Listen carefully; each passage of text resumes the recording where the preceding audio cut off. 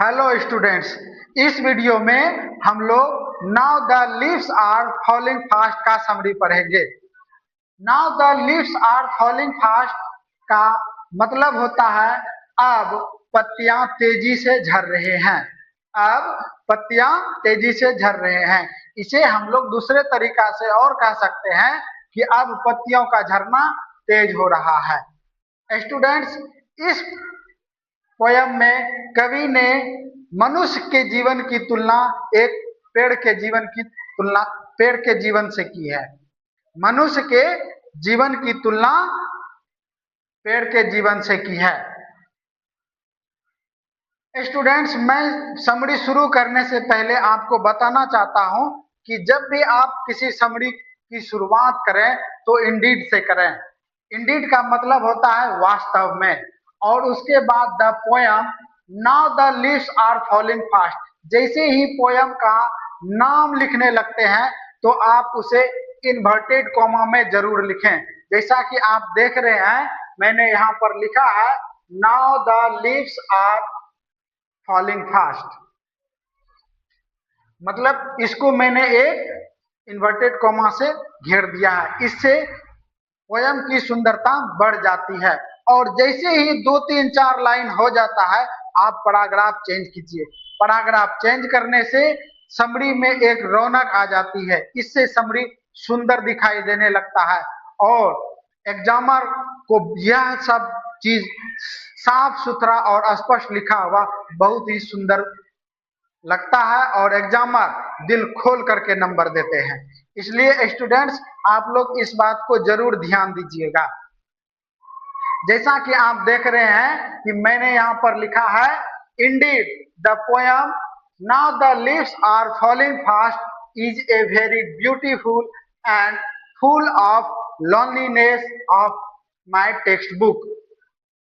मतलब यह कविता नाउ द लीव्स आर, वास्तव में यह कविता now the leaves are falling fast एक बहुत ही सुंदर, हमारे टेक्स्ट बुक का एक बहुत ही सुंदर और अकेलेपन से भरा हुआ एक कविता है। दिस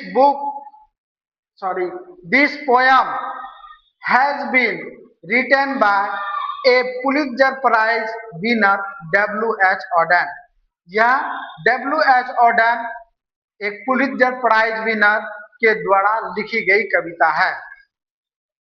यह पुलित्जर प्राइज साहित्य के क्षेत्र में, लिटरेचर के क्षेत्र में दिया जाता है। इन दिस प्रेजेंट पोयम, यहाँ पे देख रहे हैं स्टूडेंट्स, मैंने यहाँ पर पैराग्राफ चेंज कर दिया है। जैसे ही आप 2 3 4 लाइन लिख लेते हैं तुरंत पैराग्राफ चेंज कीजिए। इन दिस प्रेजेंट पोयम, इस प्रस्तुत कविता में द पोएट, यहाँ पे पोएट 2 2 बार लिखा गया है, इसके लिए मैं एक बार इसको मिटा दूं। The poet has compared the human life with the life of a tree. यहाँ पर कवि ने मानव जीवन की तुलना पेड़ के जीवन से की है।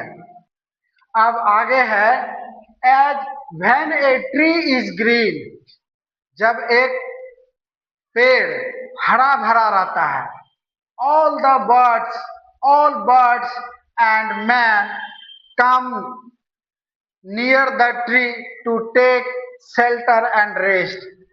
उस सारे पेड़ पक्षी और मनुष्य उसके नजदीक आते हैं, पेड़ के नजदीक आते हैं शेल्टर और रेस्ट करने के लिए। शेल्टर का मतलब होता है आश्रय लेना और रेस्ट का मतलब होता है आराम करना। तो शेल्टर और रेस्ट लेने के लिए आते हैं। इन द सेम वे, ठीक उसी प्रकार, when a man is young and healthy, जब एक मनुष्य युवा और स्वस्थ रहता है, एक प्रोस्पेरिटी रहती है उसमें, then everyone wants to meet and talk with him, तब हर कोई उससे मिलना और उससे बातें करना चाहता है। यही बात है हमारे समाज का। जब एक प्रोस्पेरिटी रहता है तब हर कोई उससे आते हैं मिलने जुलने के लिए, और जैसे ही प्रोस्पेरिटी खत्म हो जाता है, समृद्धि खत्म हो जाती है, कोई उससे मिलना नहीं चाहता है।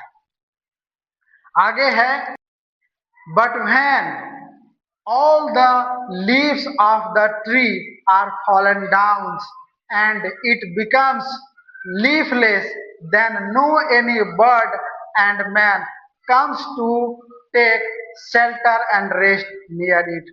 तब जब पेड़ की सारी पत्तियां झड़ जाती है और यह लीफलेस हो जाता है, पत्ती से विहीन हो जाता है, तब नो एनी बर्ड्स, कोई भी पक्षी नहीं आते हैं, कोई भी मनुष्य नहीं आते हैं उसके नजदीक शेल्टर और रेस्ट करने के लिए। कहता है उसी प्रकार, in the same way, in the same way का मतलब उसी प्रकार, एक फ्रेज है।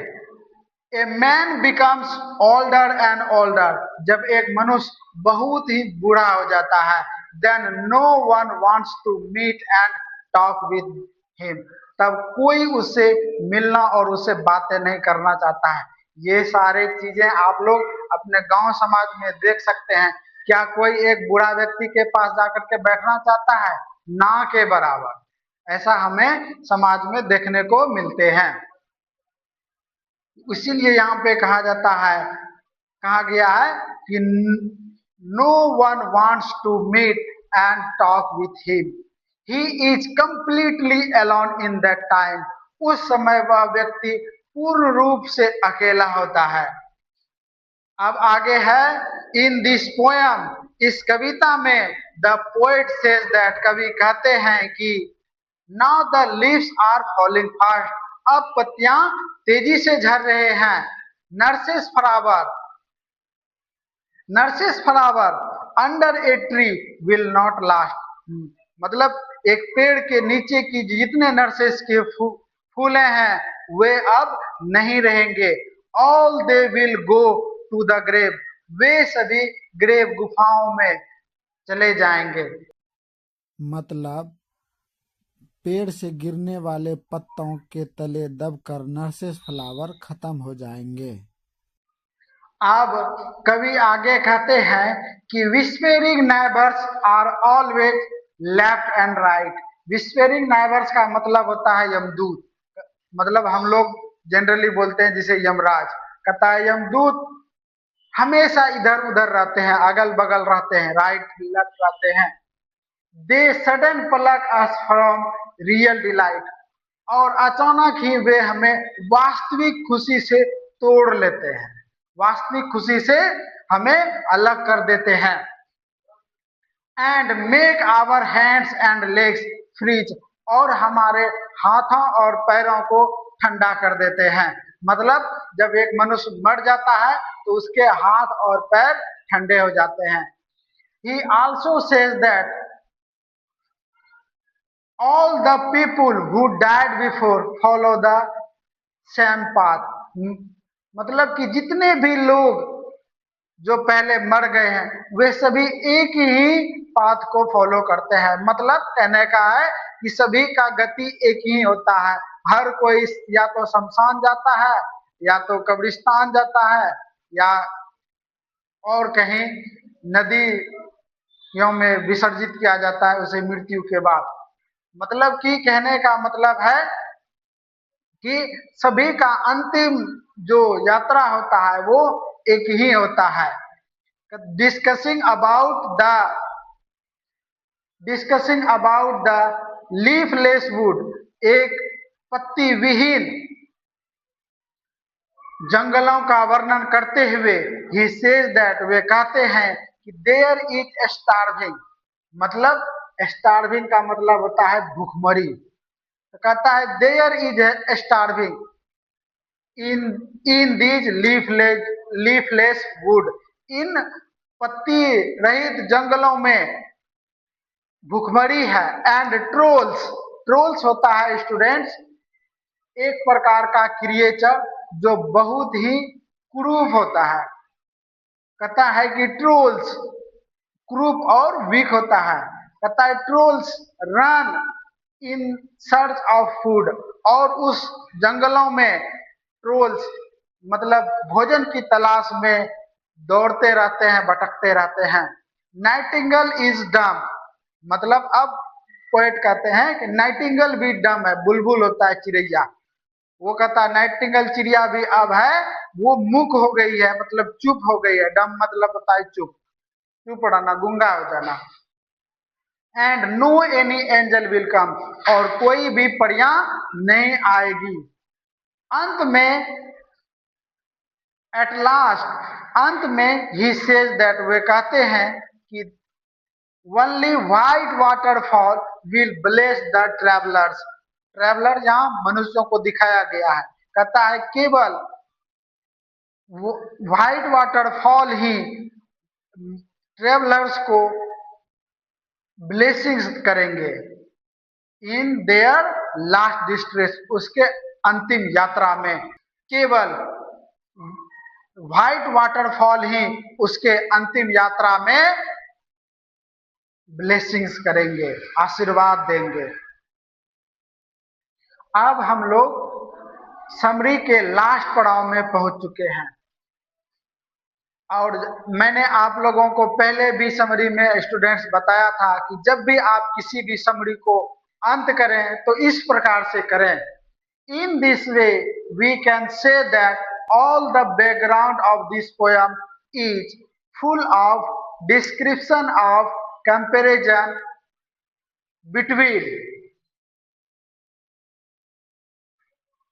between the life of a tree and the life of a man, मतलब कि इस कविता की संपूर्ण पृष्ठभूमि एक मनुष्य के जीवन और एक वृक्ष के जीवन के बीच की तुलना के वर्णन से भरा हुआ है। इस प्रकार हम लोग देखते हैं कि यह समरी किस प्रकार से अंत हुआ। यहाँ पे स्टूडेंट्स मैं एक बात फिर आपसे यह कहना चाहूंगा कि लास्ट का जो ये 3-4 लाइन है स्टूडेंट्स, पूरी तरह रट लीजिए, बगैर रटते हुए काम नहीं चलेगा। यदि आप नहीं रटते हैं तो आपको एग्जाम में हो सकता है कि कंफ्यूजन हो जाए। इससे सबसे ज्यादा अच्छा है कि आप शुरू का 5 लाइन और अंत का 5 लाइन जरूर एकदम रट लें। उसके बाद आप देखिएगा कि एग्जाम में समरी लिखते वक्त आपको बहुत सुविधा होती है। मतलब कि यदि आप रटना चाहें सीधा एकदम डायरेक्ट इस प्रकार रटिएगा, in this way we can say that all the background of this poem is full of description of comparison between the life of a tree and the life of a man. इस प्रकार से आप लोग एकदम ऐसा रटिए कि एक सांस में ही हम बोल देंगे सारा। इस प्रकार इस समरी का यहीं पे अंत हो जाता है, और हम स्टूडेंट्स आप लोगों से यह आग्रह करना चाहेंगे, यदि मेरा पढ़ाया हुआ आप लोगों को अच्छा लग रहा है तो कृपया मेरे इस YouTube चैनल को जरूर सब्सक्राइब करें, जेडी इंग्लिश एकेडमी। हम यह कोशिश कर रहे हैं कि आप लोगों के लिए और बेहतर से बेहतर समरी किस प्रकार से प्रोवाइड किए जाएं। आप लोगों ने अब तक बहुत अच्छे ध्यान से पढ़ा, इसके लिए बहुत बहुत धन्यवाद।